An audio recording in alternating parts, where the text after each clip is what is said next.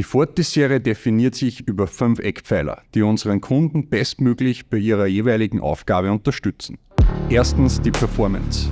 Gut schweißen zu können und die Anforderungen des Kunden zu erfüllen, stehen im Fokus. Eine gute Zündung, ein stabiler Lichtbogen und das Abdecken eines breiten Materialspektrums bilden hierfür die Basis.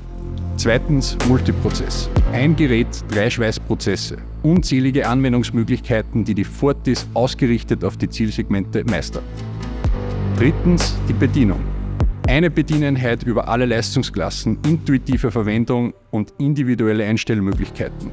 In nur 3 Schritten bereit für die Aufgabe und immer alles im Blick zu haben, ohne darüber nachdenken zu müssen. Viertens Vernetzung. Dies ist auch bei einfacheren Mi'kmaq-Schweißgeräten nicht mehr wegzudenken und somit auch Teil der Fortis-Serie, welche sich in die Fronius Tool-Landschaft eingliedern wird. Fünftens Nachhaltigkeit. Ein wichtiges Thema für die Zukunft, daher war es auch bei der Fortis-Entwicklung essentiell, Materialien zu verwenden, die einen hohen Recyclinganteil haben, eine sehr einfache Verwendung und eine einfache Handhabung unserer Geräte sicherzustellen, um Fehler in der Anwendung zu vermeiden.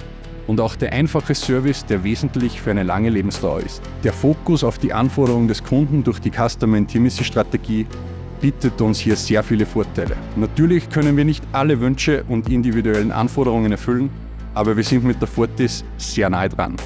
Wir haben uns für einen ausgewogenen Mix aus bestehenden Features der Transtil-Serie und die Umsetzung neuer marktseitiger Anforderungen und Rückmeldungen entschieden, mit dem vorrangigen Ziel, Gutes noch besser zu machen. Damit wollen wir unseren Kunden helfen, alle ihre Aufgaben bestmöglich und effizient zu bewältigen.